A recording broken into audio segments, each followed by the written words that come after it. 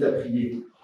Seigneur, tu es le Dieu admirable, inébranlable, incomparable, et nous puisons, Seigneur, en toi et en ta parole, Seigneur, tout ce que tu veux nous donner.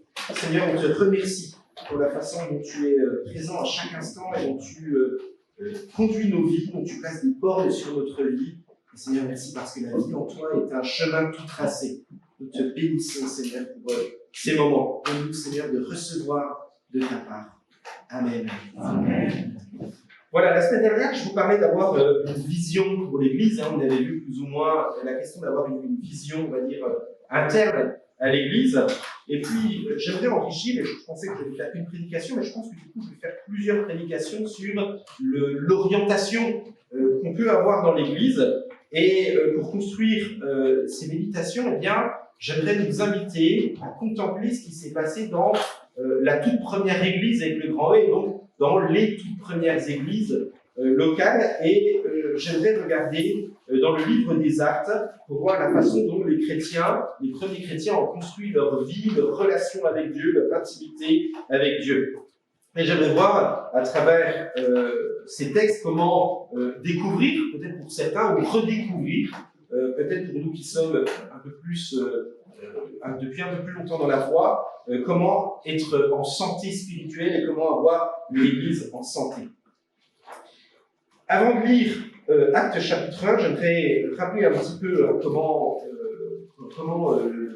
l'évangéliste Luc va raconter les choses. Alors, Luc, il écrit tout d'abord un premier livre qui est l'Évangile de Luc. Et Luc, c'est un médecin. Autrement dit, c'est un scientifique et il ne va pas faire les choses à la légère. Alors, la façon dont il va raconter les choses, il va aller voir non seulement les apôtres, mais en plus, il va aller voir tous ceux qu'il va pouvoir avoir l'occasion de rencontrer. Et puis, je ne sais pas s'il prend un carnet, s'il a une mémoire phénoménale, enfin, certainement, il a une bonne mémoire quand même. Et puis, il va s'enquérir auprès de tous ceux. En fait, il est passionné par Jésus. Et puis, dès qu'il rencontre quelqu'un qui dit « Tiens, mais en fait, je me souviens, un jour, Jésus est passé à tel endroit », et il cherche non seulement à avoir un témoignage, mais en plus, il va essayer de confronter les témoignages, essayer d'apporter le maximum de choses qu'il peut donner sur Jésus. Et puis, il arrête son évangile au moment de la résurrection. Jésus sort du tombeau, c'est génial, il est ressuscité, et puis il arrête son travail ici. Et puis, il a quelqu'un, certainement on peut penser que ce cher Théophile, à qui est adressé ces deux livres, est sans doute ce qu'on appelle un mécène. Donc en fait, c'est quelqu'un qui paye Luc en lui disant « Mais en fait, j'ai tellement envie de découvrir la foi que moi, je ne suis pas sur place, j'ai pas le temps de le faire, et du coup, je te paye pour pouvoir faire cette enquête. » Et puis, ce Théophile, il dit « Ben moi, j'en ai pas assez de ces paroles de Jésus, j'ai envie maintenant que tu me racontes ce qui se passe dans la première église. » Et donc, c'est comme ça que Luc va rédiger le livre des Actes. On l'appelle le livre des Actes des Apôtres. En grec, c'est vraiment marqué Actes des Apôtres, mais en fait, on devrait plutôt l'appeler les Actes du peuple de Dieu accomplis par la puissance du Seigneur. Parce qu'à chaque fois qu'il y a des manifestations et des actes qui se passent dans le livre, à chaque fois, les apôtres disent « Non, non, arrêtez de nous regarder et regardez un petit peu plus haut. » Voilà. Je vous invite donc à découvrir un petit peu plus donc au cours des prochaines semaines ce qui se passe dans le livre des Actes. Et aujourd'hui, on va lire le livre des Actes chapitre 1. Pierre, tu veux bien lire ? Cher Théophile, dans ce premier livre, j'ai exposé tout ce que Jésus a commencé de faire et d'enseigner, jusqu'au jour où il fut enlevé au ciel, après avoir donné par le Saint-Esprit ses instructions à ceux qui s'étaient choisis comme apôtres. Après sa mort, il se présenta à eux, vivant, et leur donna des preuves nombreuses de sa résurrection. Il leur apparut pendant 40 jours et leur parla du règne de Dieu. Or, un jour, qu'il prenait un repas avec eux, il leur recommanda de ne pas quitter Jérusalem, mais d'y attendre que son Père leur accorde le don qu'il leur avait promis. C'est le don que je vous ai annoncé, leur dit-il, car Jean a baptisé dans l'eau, mais vous, c'est dans l'Esprit que vous serez baptisés dans peu de jours. Comme ils s'étaient réunis autour de lui, ils lui demandèrent « Seigneur, est-ce à ce moment-là que tu rendras le royaume à Israël ?» Il leur répondit « Il ne vous appartient pas de connaître les temps et les moments que le Père a fixés de sa propre autorité, mais le Saint-Esprit descendra sur vous, vous recevrez sa puissance et vous serez mes témoins à Jérusalem, dans toute la Judée et la Samarie et jusqu'au bout du monde. Après ces mots, ils le virent s'élever dans les airs, et un nuage leur cacha la vue. Ils gardaient encore les yeux fixés au ciel pendant qu'ils s'éloignaient, quand deux hommes vêtus de blanc se présentèrent devant eux et dirent : « Hommes de Galilée, pourquoi restez-vous ainsi à regarder le ciel ? Ce Jésus qui a été enlevé au ciel au milieu de vous en redescendra un jour, de la même manière que vous l'aurez vu monter. » Alors les apôtres quittèrent la colline qu'on appelle Mont des Oliviers, située à environ 1 kilomètre de Jérusalem, où ils rentrèrent en ville. Dès leur arrivée, ils montèrent à l'étage supérieur de la maison où ils se tenaient d'habitude. C'étaient Pierre, Jean, Jacques et André, Philippe et Thomas, Barthélemy et Matthieu, Jacques, fils d'Alphée, Simon, le zélé, et Jude, fils de Jacques. D'un commun accord, ils se retrouvèrent souvent pour prier, avec quelques femmes, avec Marie, la mère de Jésus, et avec les frères de Jésus. Un de ces jours-là, Pierre se leva au milieu des frères. Ils étaient là, environ 120. « Mes frères, dit-il, il fallait que les prophéties de l'Écriture s'accomplissent, car le Saint-Esprit, par l'intermédiaire de Dieu, de David, a parlé à l'avance de Judas, qui a servi de guide à ceux qui vont arrêter Jésus. Cet homme était l'un des nôtres, et il a eu sa part dans le service qui nous a été confié. Avec l'argent qu'il a reçu en paiement de son crime, il a acheté un champ, et il est tombé à la tête la première. Il s'est éventré et ses intestins se sont répandus sur le sol. Tous les habitants de Jérusalem l'ont appris. C'est pourquoi ils ont appelé ce chant Akelama, ce qui dans leur langue signifie le chant du sang. Or, il est écrit dans le livre des psaumes que sa maison reste vide et que personne n'y habite, et plus loin, qu'un autre prenne sa charge. Nous devons donc choisir l'un de ceux qui nous ont accompagnés durant tout le temps où le Seigneur Jésus sillonnait le pays avec nous. Depuis le moment où Jean l'a baptisé jusqu'au jour où il a été élevé au milieu de nous. Cet homme sera avec nous, un témoin de sa résurrection. On présenta deux hommes, Joseph, appelé Barsabas, surnommé le Juste, et Matthias, et l'on fit alors cette prière. Toi, Seigneur, tu connais le cœur de tous les hommes.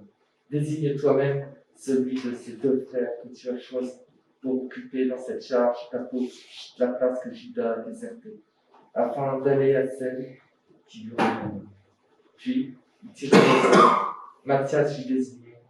C'est lui qui adjoint 11 apôtres. Merci, Pierre. Voilà, donc,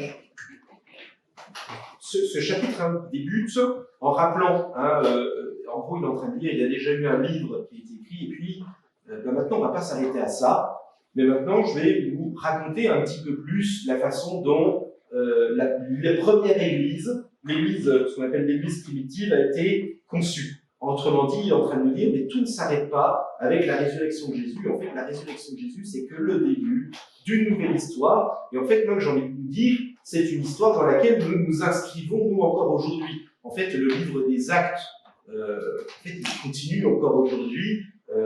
Je crois qu'il y en a qui ont même appelé leurs associations Acte 27, parce que ça s'arrête au chapitre 26, c'est une façon de dire, là, nous, on continue. Et je pense que c'est aussi on continue à écrire cette histoire. Souvent, quand on parle du livre des Actes, on le commence souvent avec Acte 2. Vous savez, vous avez la venue du Saint-Esprit, et puis on ne sait pas trop souvent ce qui s'est passé dans le premier chapitre du livre des Actes. Et pourtant, ce premier chapitre des Actes est un élément fondateur, parce que s'il n'y avait pas ce premier chapitre, eh bien, il n'y aurait pas ensuite l'effusion du Saint-Esprit. En fait, il y a plusieurs éléments dans ce chapitre 1, j'en relève 7, qui sont essentiels pour pouvoir en venir ensuite à l'effusion de l'Esprit et puis ensuite à toute cette propagation de l'Église. Le premier élément que je note, c'est qui va être un élément fondamental pour la première Église, c'est la foi en la résurrection. Au chapitre 1, verset 3, il nous est parlé, je vais garder du coup le texte sous les yeux parce que je vais y revenir au moins de temps en temps. Après sa mort, il se présenta à eux vivants. Autrement dit, ce qu'il est en train de nous dire, c'est un élément qui est très important pour la vie des disciples, c'est celui d'être convaincu que le Christ n'a pas arrêté son ministère après sa mort, mais qu'il est ressuscité. C'est une conviction profonde, le Christ est ressuscité, et Jésus va même à plusieurs reprises apporter plusieurs preuves de sa résurrection. Il nous dit dans ce texte qu'il apporte plusieurs preuves, et quand on lit les évangiles, ou qu'on lit ensuite les lettres qui sont adressées, on se rend compte que vraiment à de nombreuses reprises, Jésus va aller au milieu de ses disciples, il va même manger avec eux, il va même passer des murs devant eux, enfin bref, il est réellement en train de montrer qu'il est bien présent au milieu d'eux, et il va continuer à les enseigner. Il va rester auprès d'eux pendant 40 jours encore pour les enseigner. Et pourquoi c'est nécessaire de pouvoir raconter cela? C'est que pour que cette Église ait un impact spirituel, elle a besoin de prendre conscience que nous avons besoin d'avoir un Dieu qui n'est pas resté à la croix, qui n'est pas resté dans le tombeau, mais qui est bien ressuscité. Du coup, s'ils vont avoir un tel atavisme, une telle foi, et même qu'ils ne vont pas avoir peur à plusieurs reprises, on se rend compte que les apôtres vont pouvoir être à certains moments terrorisés, mais ce qui va pouvoir leur donner à un moment de ne pas avoir de frein dans le message qu'ils vont porter, c'est qu'ils savent que tout ne s'arrêtera pas au tombeau, mais qu'il y a une promesse qui est derrière, c'est celle que nous ressusciterons, et comme le Christ est ressuscité, que nous ressusciterons. L'apôtre Paul dit: à quoi nous sert-il d'annoncer le Christ s'il n'est pas ressuscité? Alors notre foi se révèle. Et pourquoi ils ont une telle foi? Pourquoi rien ne les arrête? C'est parce qu'ils savent qu'un jour, ils ressusciteront eux aussi. La deuxième conviction qui les animait, c'est la certitude que Dieu était en train d'établir son royaume. Voilà, il leur apparut pendant 40 jours et il leur parla du règne de Dieu. Un petit peu plus loin aussi, on va le voir, il leur dit: mais est-ce en ce temps-là que tu répandras le royaume des cieux? On se rend compte qu'ils ont encore besoin de comprendre un petit peu plus ce qu'est le royaume des cieux. Mais le plus grand témoignage qu'il leur donne de ce royaume, c'est la résurrection physique. Autrement dit, ce que Jésus est en train de leur dire par la résurrection et l'enseignement qu'il leur rapporte, c'est que Dieu a un plan pour le monde. Vous savez, des fois on pense que le royaume des cieux, c'est simplement le jour où le Christ va venir régner ici-bas sur la terre. En fait, ce que Jésus est en train de leur annoncer, c'est que par sa résurrection et par la présence de l'Église, nous sommes déjà des ambassadeurs ici-bas de ce que sera le royaume des cieux lorsque le Christ viendra. Autrement dit, nous avons un règne, une loi, une attitude. Par exemple, on a chanté tout à l'heure « Majesté, à lui la majesté ». En fait, ce que nous sommes en train de proclamer, c'est que le Christ est majestueux et que dès maintenant, il règne par son Église. Autrement dit, il donne à son Église un mandat, il donne à son Église une autorité. Je le formule souvent comme ça, on n'est pas la dernière roue de la charrette. Autrement dit, on a notre place dans la société et en fait, nous sommes là pour pouvoir marquer par notre présence la société dans laquelle nous vivons. Et en même temps, nous annonçons par ce royaume, par le Christ ressuscité, la fin du légalisme. Vous savez, les Juifs pensaient que le royaume d'Israël était le royaume des cieux. Le royaume d'Israël était un royaume charnel. Ils annonçaient qu'un jour le Messie allait venir. Mais ils n'étaient pas en train d'annoncer le royaume des cieux. Et par la résurrection, par la communion que nous vivons avec le Créateur, nous apportons en fait une véritable dynamique dans ce monde. Et donc c'est le deuxième moteur qui va pouvoir être à la base de cette première Église. Avoir la conviction que l'Église a une parole à apporter. La troisième conviction que ces chrétiens vont développer, c'est celle qui se trouve du verset 4 jusqu'au verset 8, qui concerne la promesse du Saint-Esprit. Jean-Baptiste avait annoncé la venue de l'Esprit Saint, et là, la promesse elle est sur la pointe de se réaliser. En fait, on a vraiment l'impression un peu, vous savez, comme une femme enceinte qui arrive à terme. Vous savez, vous avez un peu les contractions qui se font de plus en plus violentes et on sait que c'est imminent. La promesse de l'Esprit est en train d'arriver. Elle arrivera au chapitre 2 et il faut mettre en place des choses et il faut se préparer pour la venue du Saint-Esprit.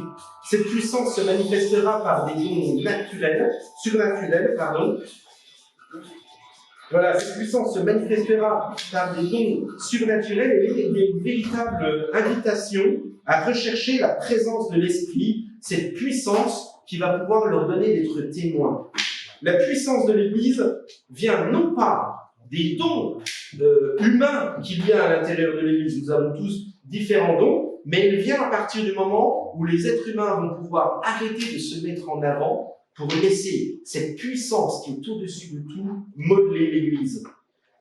Jusqu'à présent, les disciples pensaient que c'était par leur présence, que c'était par leur motivation qu'ils allaient réussir à faire quelque chose. Vous savez, juste quelques jours auparavant, on se souvient par exemple même de Pierre qui avait sorti son épée pour couper l'oreille de Malchus. Enfin voilà, on se souvient de ces personnes qui avaient voulu un peu instaurer le royaume des cieux. Jacques et Jean qui avaient demandé à Jésus d'être assis à sa droite lorsqu'il régnera. Et à partir de ce moment-là, en fait, ils quittent leur propre puissance, ils apprennent à perdre leur propre puissance pour laisser agir la puissance de Dieu.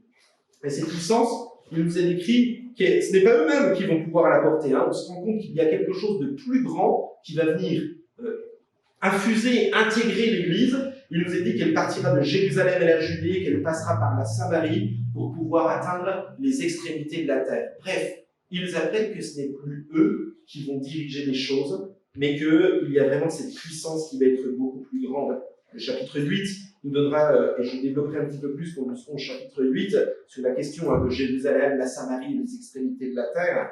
J'ai noté cette phrase qui dit « La lumière qui brille le plus loin est celle dont l'éclat est le plus éblouissant dans sa maison. » Toujours sur les Sables-d'Olonne, en fait, vous avez le phare, et en fait, ce phare permet d'être vu au loin parce qu'il a une puissance. Et l'Église est visible lorsqu'elle est animée par la puissance de l'Esprit.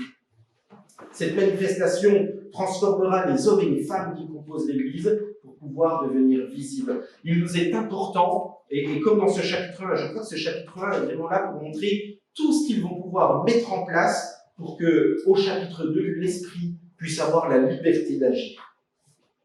Quatrièmement, ils croyaient à l'ascension et au retour de Jésus-Christ. Comme j'ai dit, pendant 40 jours, Jésus va régulièrement venir voir les disciples pour attester de sa résurrection, et puis au bout de 40 jours, eh bien, Luc nous raconte que les disciples sont là, et puis que tout à coup, eh bien, Jésus va être enlevé dans les airs, il va partir dans les hauteurs, et là, il y a deux hommes en blanc.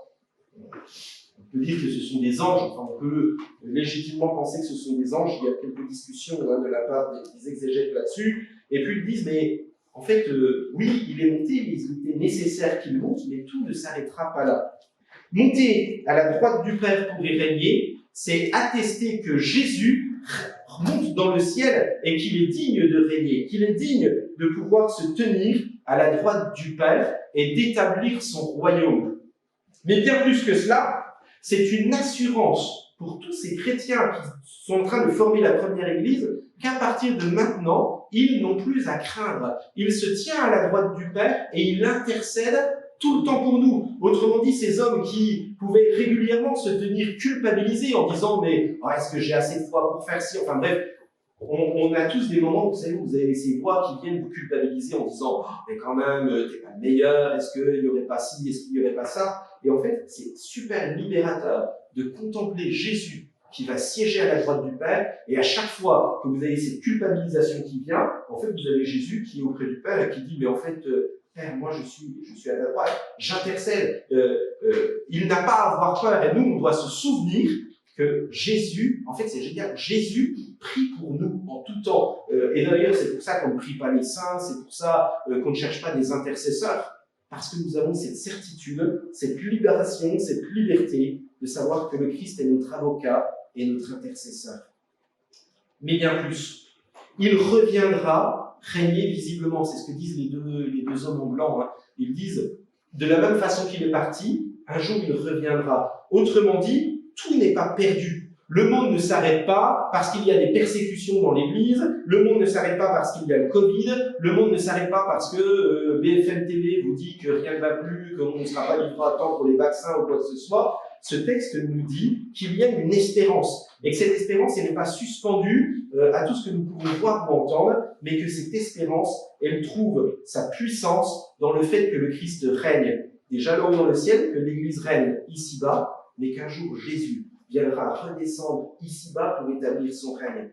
Et du coup, c'est hyper motivant pour ces chrétiens. Ils savent qu'ils se trouvent dans un entre-deux et que les choses ne s'arrêteront pas. Autrement dit, ça veut dire que lorsque l'Église est en train de proclamer quelque chose ici-bas, eh bien un jour, ça s'accomplira réellement et de façon visible. Des fois, on se pose la question, vous savez, quand moi, par exemple, je sais que jeune converti, vous savez, j'avais quitté le quartier, j'avais quitté le vol, la violence et tout ça, et je me posais des fois des questions en disant, mais est-ce que tu fais le bon choix? Mais en fait, oui, je fais le bon choix et j'ai cette certitude que parce qu'un jour Jésus viendra, et bien même si je vois des amis qui continuent à entourlouper, à tricher aux impôts, ou à ne pas déclarer certaines choses, machin, mais en fait, ils n'auront pas ce dernier mot. Et du coup, c'est un super levier pour pouvoir construire notre Église, de savoir que c'est nous qui aurons le dernier mot.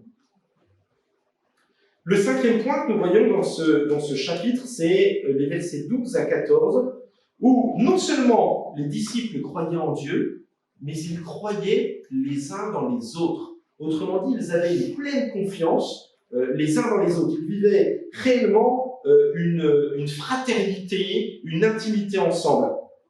Et on voit au cours des textes, chapitre 1, mais même tout au long du livre des Actes, et même déjà dans Luc, verset 24, qu'ils vivaient plein de choses ensemble. En Luc 24, il nous est dit qu'ils allaient ensemble au temple, qu'ensuite ils partirent ensemble et avec une grande joie en direction de Jérusalem.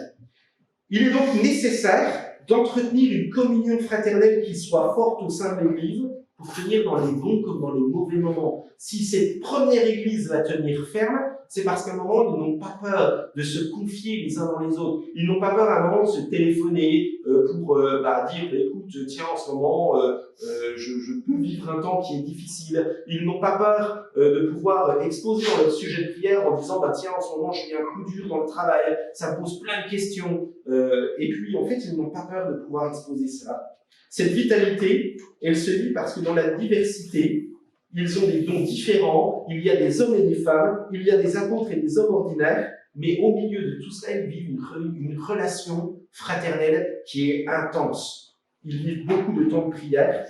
Et dans ce texte, mais aussi à 6 reprises dans le livre des Actes, il nous est dit qu'ils cherchaient à être d'un commun accord, ou qu'ils cherchaient à être tous ensemble. Il ne suffit pas non seulement de croire en Jésus-Christ, mais nous avons aussi un appel à croire les uns dans les autres. Vous savez, c'est Jacques qui dit,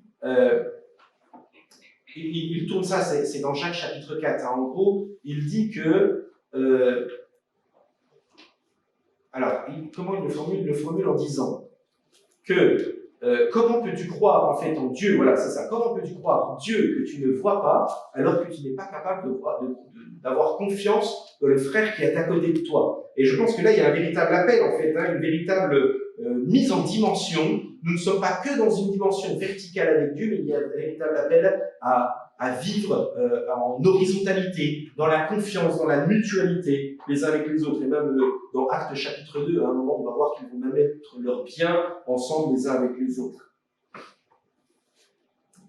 Le 6e point, c'est « Ils croyaient en la prière », versets 14 et versets 24 et 25. La prière va jouer un rôle significatif dans le livre des Actes. Pour être dirigés et prendre leurs décisions, à de nombreuses reprises, les frères et sœurs se retrouvent ensemble pour chercher quelle est la volonté de Dieu. Ils savent qu'il est important de vivre une communion et une intimité avec Dieu. Je ne vais pas vous lire tous les chapitres où c'est qu'il est mentionné le fait qu'ils ont prié ensemble, mais pratiquement à chaque chapitre, allez, je vous dis 1, 2, 3, 4, 6, 7, 8, 9, 10, 12, 13, 16, 20, 27, 28, on a des mentions de la prière. Bref, la prière fait partie intégrante de leur vie, de leur relation les uns avec les autres et de leur relation avec Dieu. Il y a une importance d'une vie de prière. On se rend compte régulièrement, ils se retrouvent par exemple, dans la chambre haute, ou bien ils se retrouvent au bord d'une rivière. Par exemple, c'est assez intéressant. Paul, qui va pour évangéliser l'Europe, et la première chose qu'il fait, il cherche une communauté israélite. Il n'y a pas encore de distinction entre la communauté juive et la communauté chrétienne. Ce sont des juifs qui croient en Jésus, les premiers. La première chose qu'il fait, par exemple, quand il franchit la frontière de l'Europe, il va au bord de l'eau, donc là où se réunit la communauté israélite, et il va prier. Et c'est là qu'il va rencontrer Lydie, qui va devenir la première européenne qui va se tourner vers la foi chrétienne. J'étais très content quand je faisais un moment un accompagnement avec deux personnes qui découvraient la foi. À un moment, il y a une personne qui me dit, mais en fait, au début, je suis venu à l'église, et puis en fait, naturellement, aujourd'hui, quand je travaille, en fait, je suis en train, donc il travaille dans les espaces publics, là, et il dit, en fait, je suis en train de déboussailler ou quoi que ce soit, et en fait, je parle à Jésus. Et en fait, pour lui, au début, il ne pensait pas que c'était une prière, mais en fait, il vit une tellement grande intimité qu'à un moment, en fait, c'est devenu une relation, une intimité. La prière et la foi, est à la fois le thermomètre et le thermostat de l'Église. C'est la prière qui donne de la vitalité à l'Église. C'est la prière qui donne son orientation à l'Église. C'est dans la prière que l'on arrive à discerner ce qui se passe dans l'Église. C'est dans la prière que l'on vient décadenasser des situations qui étaient bloquées.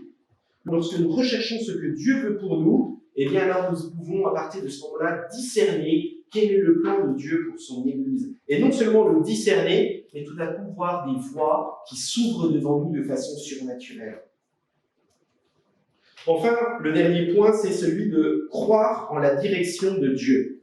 Du verset 15 jusqu'au verset 26, donc il nous fait mention de ce mystère, de cette chose qui était la première blessure pour l'Église, de l'attitude de Judas, vous savez, qui a livré Jésus, et puis qui en plus va se pendre, et puis même le texte est assez, des détails qui ne sont pas forcément les plus joviales, on va dire. Et puis face à cela, eh bien, ils vont chercher la direction de Dieu, ils vont la chercher en sondant les Écritures.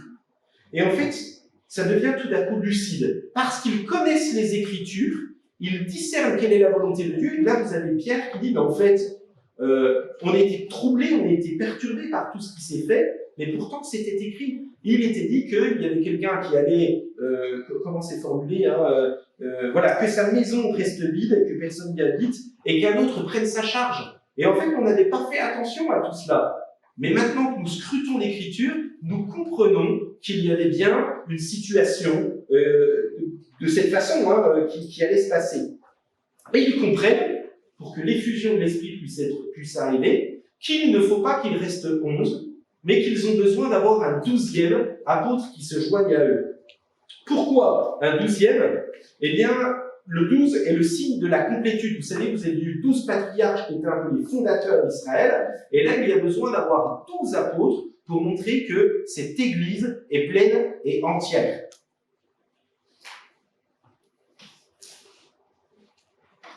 Voilà, et 12 aussi, pour montrer que nous avons affaire à un nouveau peuple de Dieu. Nous ne sommes pas dans cet ancien peuple qui était resté sous le statut de la loi, mais il y a une nouvelle loi qui va arriver prochainement, et pour que cette loi puisse arriver, eh bien, il est important d'avoir le corps apostolique qui soit complet pour le jour de la Pentecôte. Autrement dit, il y a des conditions pour lesquelles il est nécessaire de remplir pour que l'Esprit puisse être diffusé sur l'Église. Et tant que nous ne serons pas dans toutes ces dispositions que Dieu nous demande, eh bien, l'Esprit ne pourra pas être déversé sur son Église. Il y a des critères à remplir, et donc ils remplissent ces critères en allant chercher un 12e apôtre, et ils mettent des conditions. La première condition, c'est d'avoir vécu avec le Christ de son vivant. Vous savez, on nous raconte ces 12 apôtres, puis en fait, après, on nous raconte qu'il y a 70 apôtres, et puis qu'il y a, 70 disciples, et puis ensuite qu'il y a encore un autre cercle un petit peu plus large de disciples qui ont suivi Jésus. Donc, la première condition, c'est d'avoir quelqu'un qui a suivi Jésus. Donc, il ne prenne pas un apôtre comme ça, qui est tiré sur le volet, on ne sait pas trop d'où il sort. C'est une personne qui a connu, qui a un témoignage véridique. Qu'ils mettent, il est nécessaire qu'il soit été témoin de sa résurrection. Et donc là, je pense qu'il y a aussi quelque chose qui est assez intéressant, c'est que on ne s'autoproclame pas dans le ministère. Vous savez, je suis toujours assez épaté, vous savez, sur les pages Facebook, il y en a qui se donnent apôtre ou archi-évêque. Qu'est-ce que j'ai vu aussi? Général de Dieu. Voilà, alors, c'est ridicule, quoi. Voilà, faut dire les choses, quoi.